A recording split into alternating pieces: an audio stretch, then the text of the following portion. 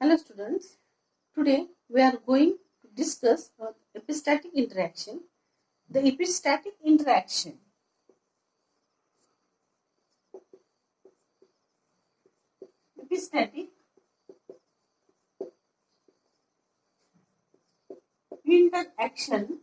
of genes. Epistatic interactions means what? The epistatic interactions means the one gene which is epistatic and another gene is hypostatic. Okay. So, epistatic gene and another is the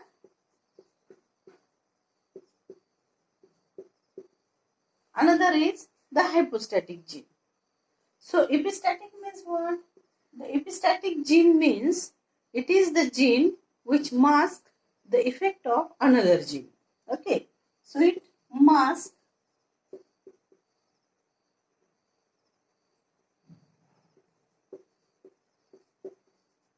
another gene. And what is meant by hypostatic? The hypostatic means which get masked.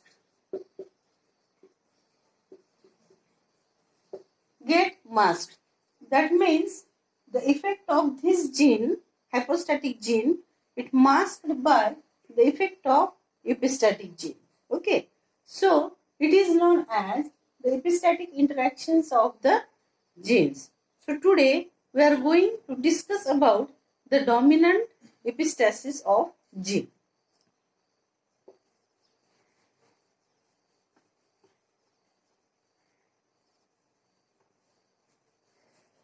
Today we are going to discuss about the dominant interaction of gene. Dominant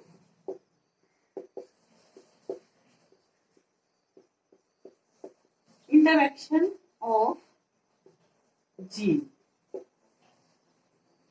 The dominant interaction of gene means what? Suppose there are the two genes. Okay. So one that is A and another that is B. Okay.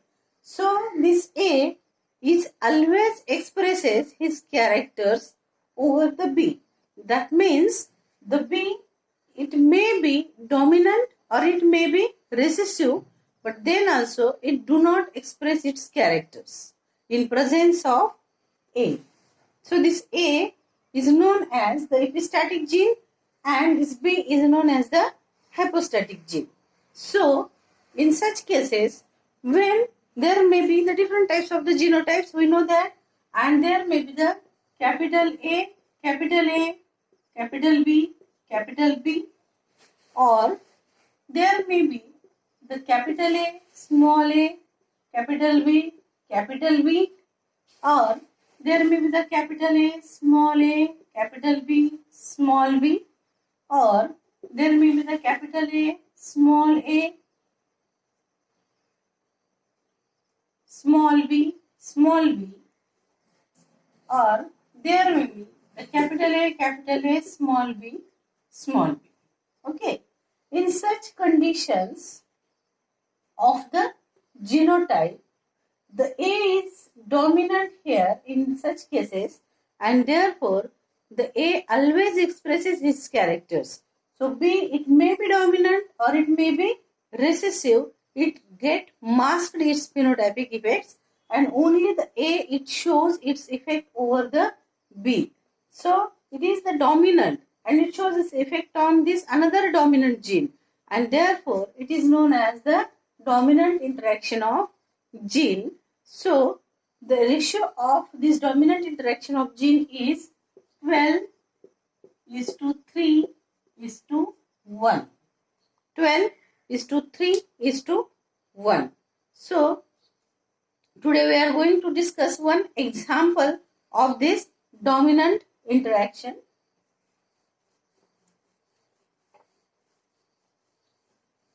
So we know that the dog has three colors. The first is the white color, second that is black color, and third that is the brown color. Okay. So in dog skin, generally in dog the genes which control the skin colors, there are the two different genes which are responsible for development of the color. It may be white or it may be black or brown.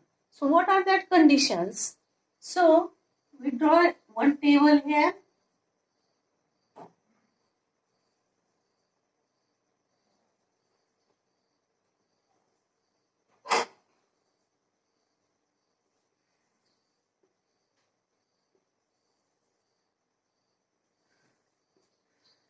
So it is epistatic.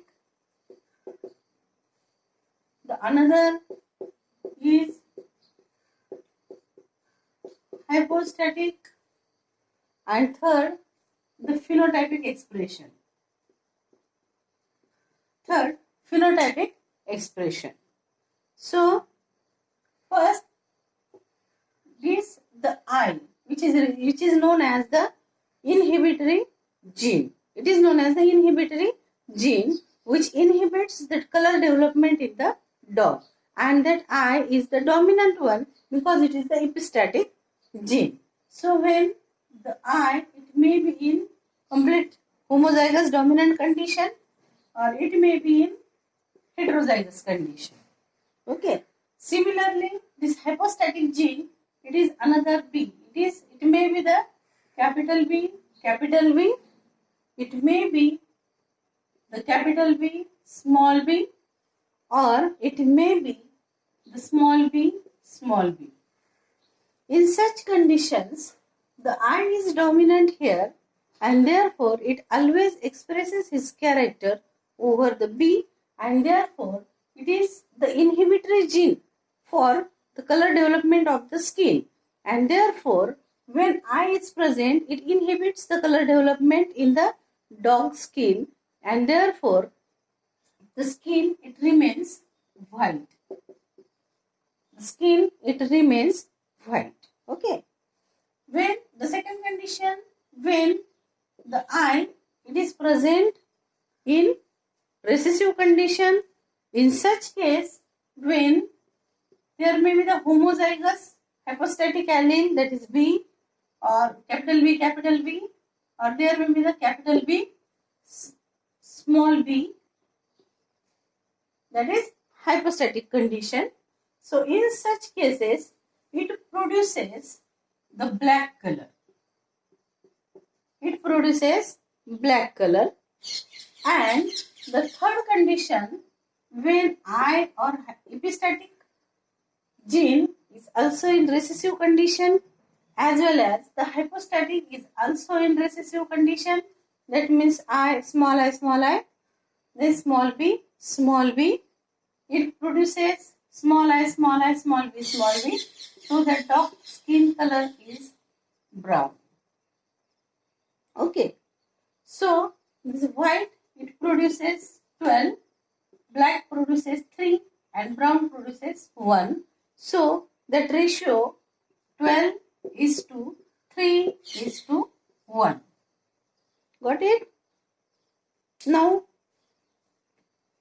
we will draw the cross.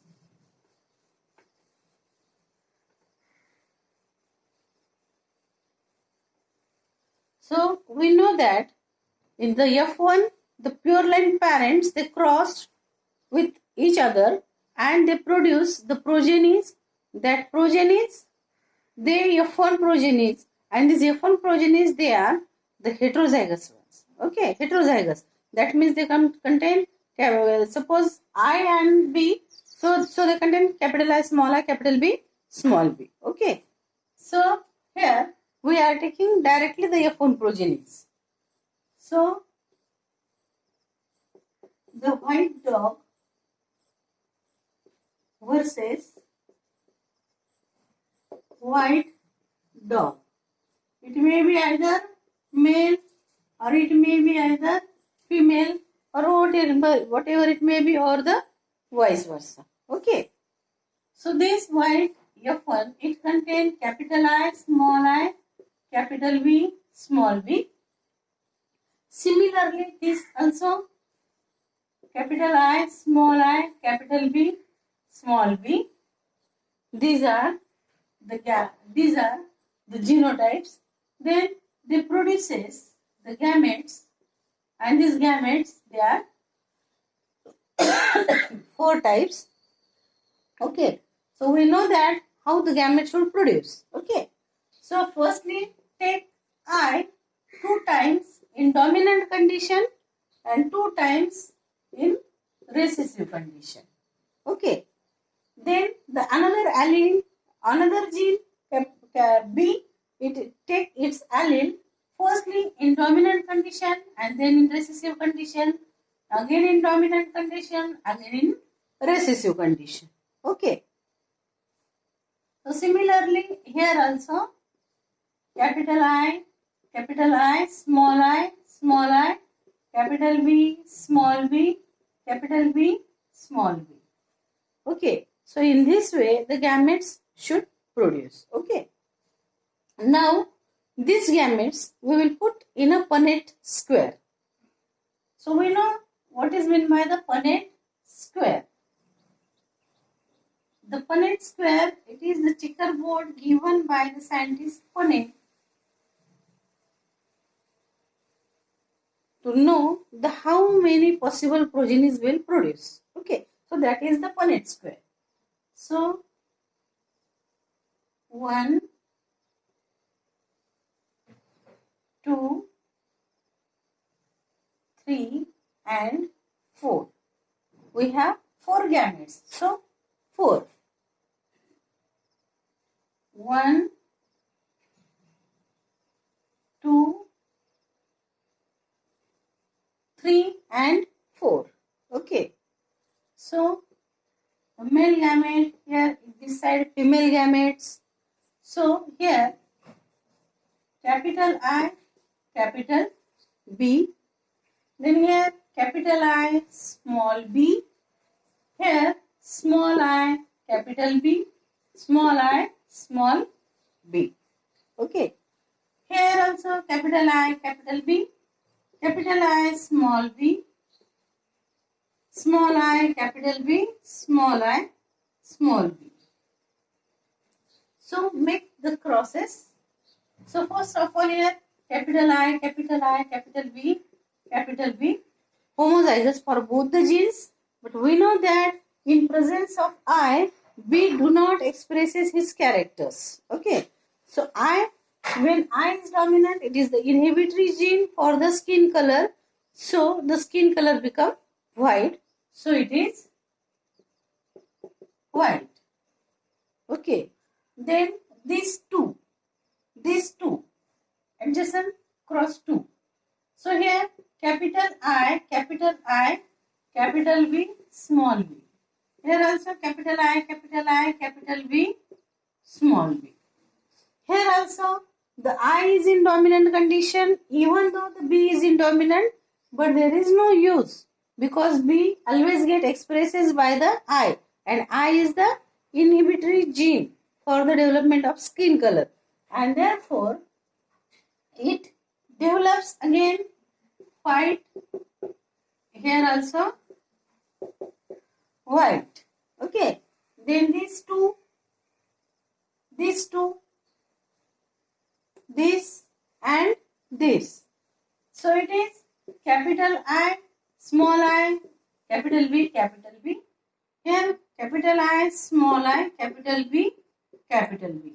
Here also the I is in dominant condition, therefore it expresses the expression of B, and therefore it develops the white color. Okay. So here again the white, here also white. Then this center 4, they are heterozygous, capital I, capital B, small b. Here also capital I, capital B, small b.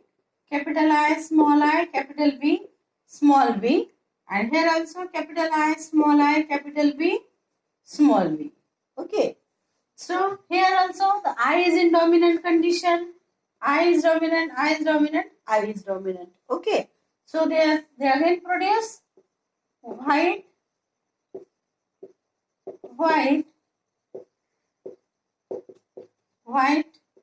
and white. Okay. Now this.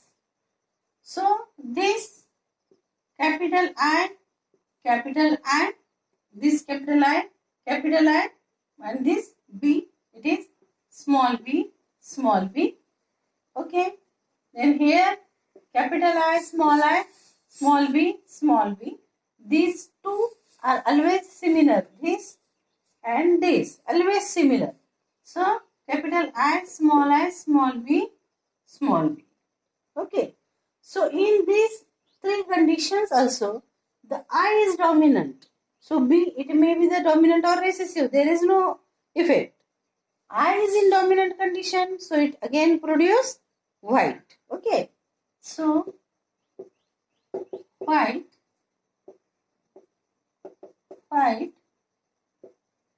and white. Okay. Now these four. Here the small I. Okay. So small I, capital B. Here also capital B. Here also capital B. So small I, capital B. Here the small I, capital B, small b.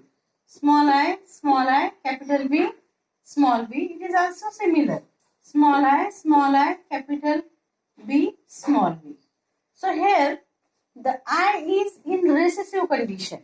Okay. Small I. So it is in recessive condition. There is no a single allele in dominant condition. Here. I. Okay. So epistatic gene, it is not in a dominant condition at all, and therefore it produces the black color. So this B expresses his character. So development of the black colored skin. So black,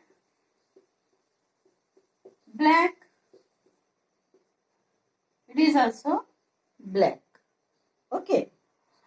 Now this last one, we know that it is recessive, complete recessive, small b, So there is no black color or there is no white color. So it produces the brown color. Now, how many progenies are produced of different skin colors? So 1, 2, 3, 4, 5, 6, 7, 8, 9, 10, 11, 12. So 12 white is 2. Black. How many black? 1, 2 and 3. So 3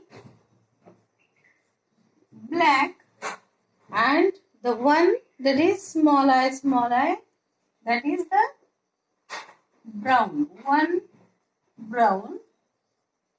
So in the dominant epistasis, the ratio is 12:3:1, and it is proved here in the Punnett square, the 12 white, 3 black, 1 brown. Okay. So once again we revise it. So there are the two different genes. One is the capital I and another is the capital B. Okay. So I is the epistatic gene. Epistatic means what? The epistatic means which masks the character of another gene. So I is the inhibitory gene for the skin color. Okay. Then the next, that is B.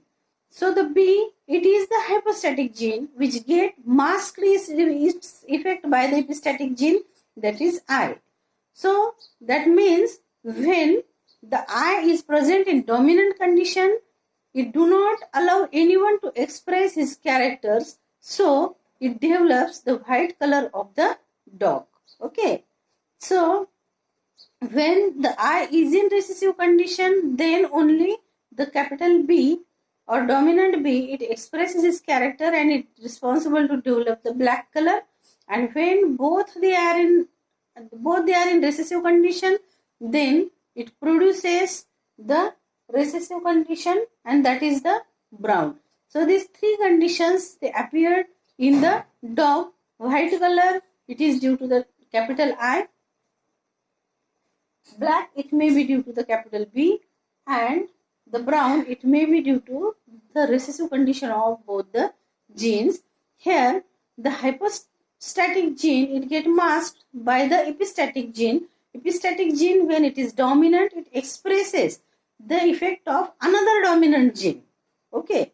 So, one dominant gene, it expresses the character of another dominant gene, and therefore it is known as the dominant epistasis, which shows the ratio 12:3:1. Okay. I hope you got the points.